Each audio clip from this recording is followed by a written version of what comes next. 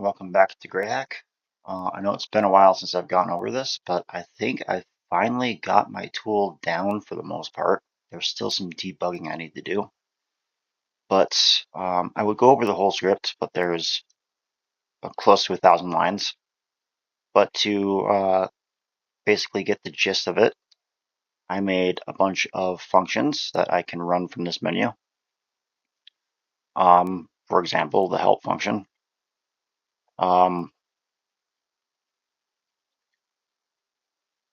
Let's see here, how do I explain this?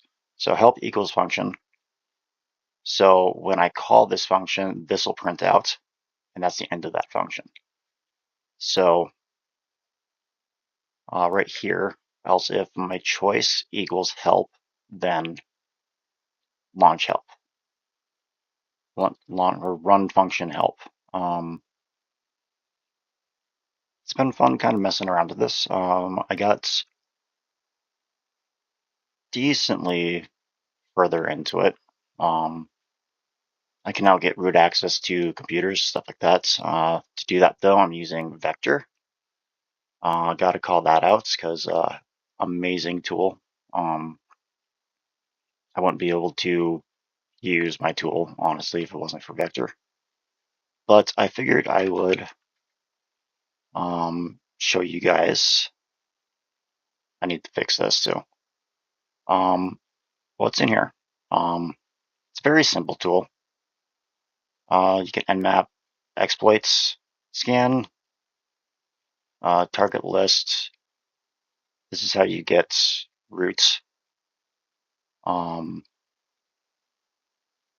can corrupt logs, crack hashes, dump etc password, run binaries, jump, which will upload the file fishy and meta exploit to target, and then just a bunch of basic commands like move, touch, rm, ls, cd, scp. I need to organize it a little bit, but yeah, oops, let's get into it. I need to add a clear option to it. Okay, so I don't have a proxy. So what I can do is I can hack somebody else's random IP and then attack from there. To show you guys that, I will go over that part of the script, which is right here. This is where the overflow happens. So say I exploit 12 for 13 11 port 0.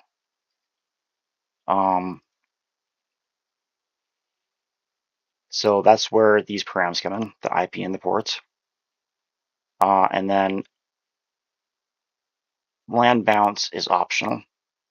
Password change is optional too. But what it'll do is it'll connect using meta exploits to that IP and port. And then when it does, it'll say acquired. So that's such an acquired, and then it'll scan it. Well, then it'll dump the lib, scan it for memory lists, and then from there it will scan the address with libdump and mem. And then from there, we'll come down here and we identify obj as fishy libdump overflow, and overflow or overflowing our memory and our value. Value was set up here, and then down here it'll classify which object it has, whether it's a file, a computer, or a shell. And then it will push that object into fishy shells. The memory, the value, and the object. And then just a little debug down here, it just prints the amount of objects you captured. Like so. As you can tell, the value and the memory are different colors than the rest of it, and so is shell. So when you go into your target, you can see that you have shells and stuff like that here, but you can also scroll up and see if you have user shells or not, which we do not. So now comes the next part of getting root. This is kind of the fun part.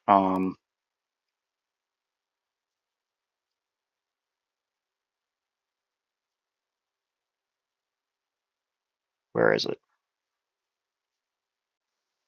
Right here. Okay, so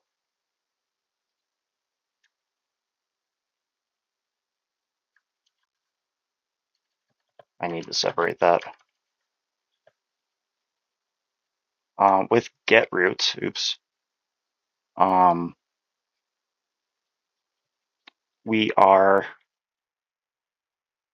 This is the way I was going to do it, is we were going to touch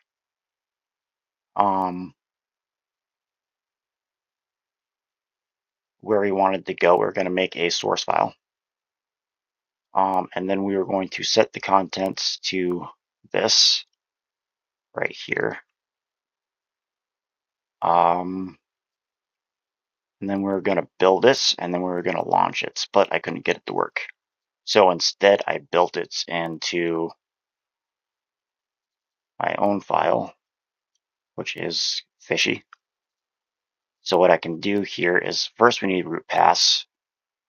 So to do that, I made this little function right here to upload vector and to my target and launch it to get the root pass. So that'll upload vector and then launch it and give us a root password right there. And now we can get roots with that password, but just show you really quick. Run bin who am I? See, so we're guessed right now. So now we can get root with that password. And it should tell us if we got to, yep, okay, remote shell acquired. Perfect. So now we can run bin who am I? And now we are root. Perfect, right? All right, so that's how you get root with this, which is awesome. And then from here we can, explore everything. We can dump the password, but we're on a router, so there is no etc. We can corrupt the logs, and to tell if you did, this right here should be 0. Should have showed you this beforehand. I'll show you again after. I don't have a way to go back to the original shell yet, so to do that, we just exit and relaunch. So show you guys a couple of missions here. Let's start off with the Popo.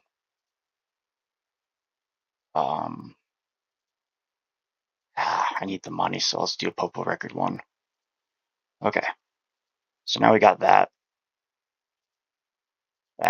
Okay, so now we're going to end map. And this is what my end map looks like. It's very, very simple. So it looks like we have port 22, 80, and 21 open. So let's go for 80. Don't need a password change. Now we can look at our target. And we got a shell. What level? Guessed. Perfect. Okay, so root pass.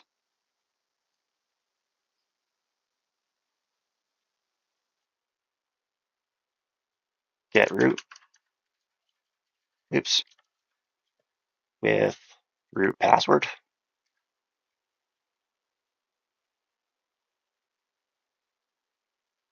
Oh, remote root shell. That was fast. Okay. Now just to make sure, run.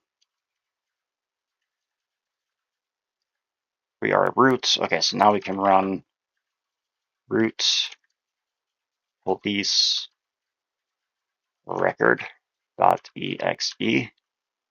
That'll pop this up. And Nevin wants to delete his completely.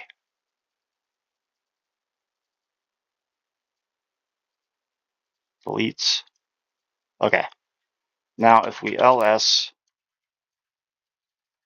la var, you can see right here that there's still stuff in it. This is the size of the log. So if we clog it or corrupt the log, then if we do the same thing again, that turns to 0 and the log has been corrupted. I can show you guys how I do that. It's pretty simple. You just make a little function that touches root system log, and then what you want to do is you want to move that root system.log to var, and that will replace the system log that's in var. Oops. Ta-da! Completely destroyed. Okay, now we can quit, relaunch. I need to fix that and figure out how to get back to the original. And reply, customer has been satisfied. Okay, and now this one I haven't quite figured out how to do yet. I haven't figured out how to link my meta exploits to the system so I can scan faster. But I can do this. So we're gonna attack the router. Looks like we got files and shells. So we got guest shell, guest. Okay. So let's go ahead and choose 3 and hit that root password really quick.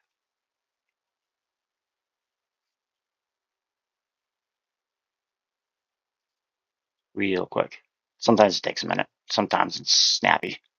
There it is. Okay, now we can get roots with that password. There we go. Now we can jump to root.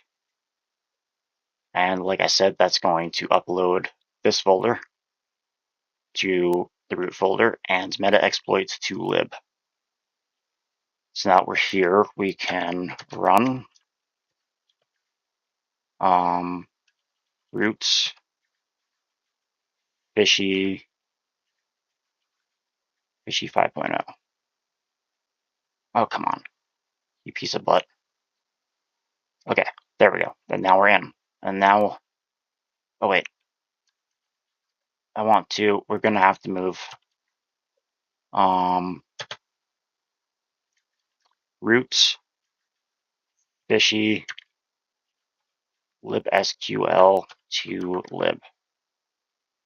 Oh, come on. I hate that it does that.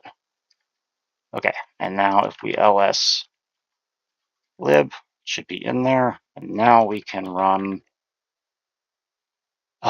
roots fishy 5.0. And from here we can scan libsql.so, and it'll ask for a bounce or password. We're going to throw in a bounce, and I will be right back because this is going to take a minute. Hopefully I can figure out how to get meta exploit to link. I can't figure it out.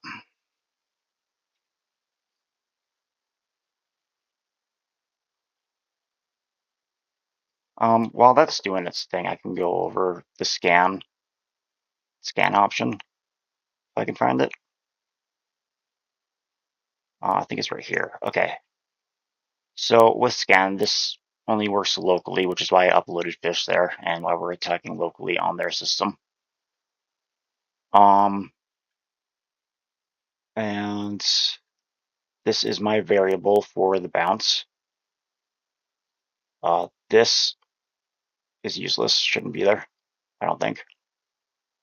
But anyway, so what it's going to do is it's going to load the lib that you provided, and then it's going to scan, get a memory list, and then from there it's going to scan the address to get us our value list, and then just like from above, it's going to overflow memory value, and if you provided it the bounce IP or the password change. And then it's going to sift through the objects and push shell, file, and computer objects into fishy.shells again. And then from there, we can access that from targets, which is up here.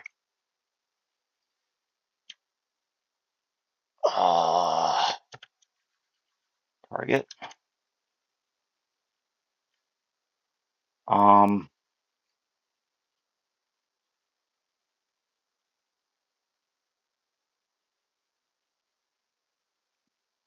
yeah.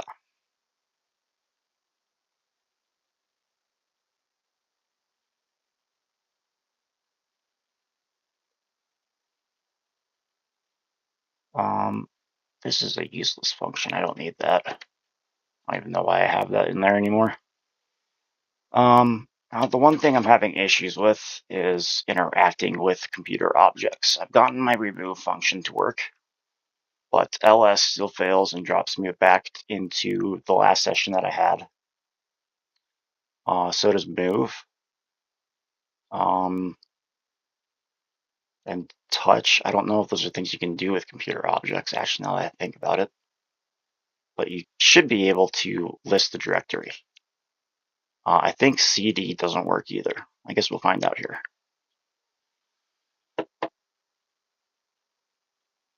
Okay, here we go. And we're complete. Okay, so, oops, not in the code editor. Now we can look up target. And what I'm looking for is the last one. And now we are on a root computer. See right here, it says root computer is active. So now from here, we can rmr boot and clog. Nope, okay, clog doesn't work. But we can clog the system just to make sure.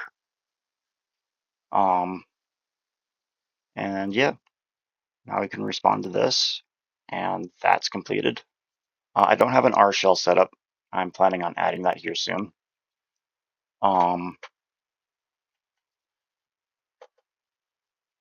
There's not very many fancy features in here, like really. SCP works beautifully. I have more that I haven't listed in the help section because they're kind of whip.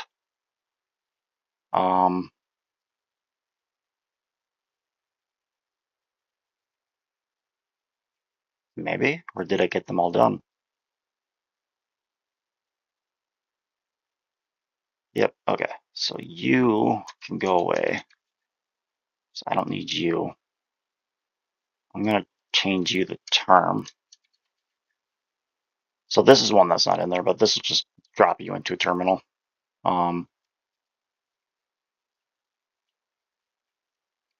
Yeah.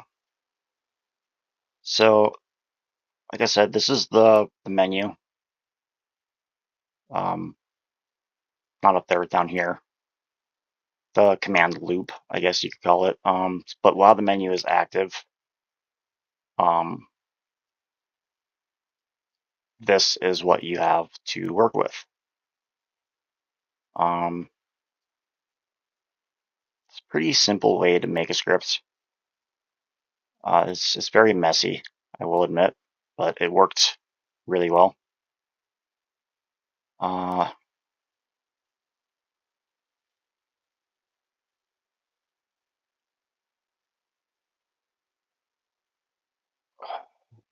see, what else am I trying to do here? But yeah. So, and pretty sure I got on with this in my last video, but this is where we set up our global objects. So for me, I set it up right here.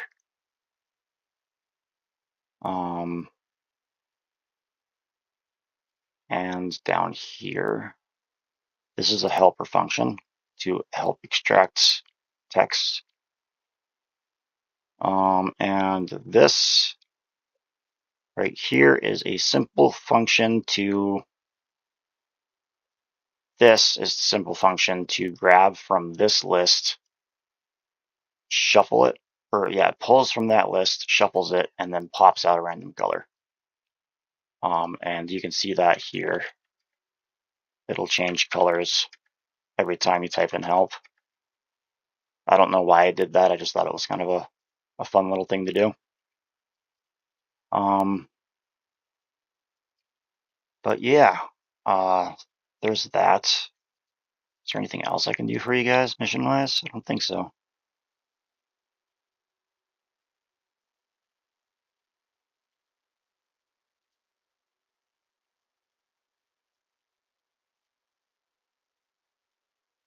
I think that's it.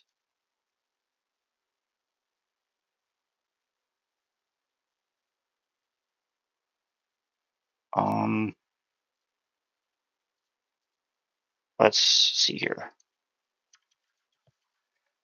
Do a credentials for you guys really quick. 03, so 21 and 22. So we'll just attack 22. And then targets. Do we have any user shells? Guest, guest, guest. Ooh, we have a root shell. Okay, so onfig. Onfig is 5. Okay, and from here you can also just dump, and that'll dump the etc password and decipher it for you.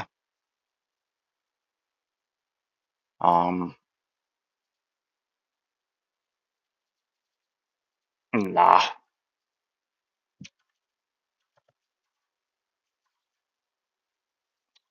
And yeah, I think that was the last thing I wanted to show you was the dump. You can also just crack the hash as well. That works. Or you can cats etc password. That works as well.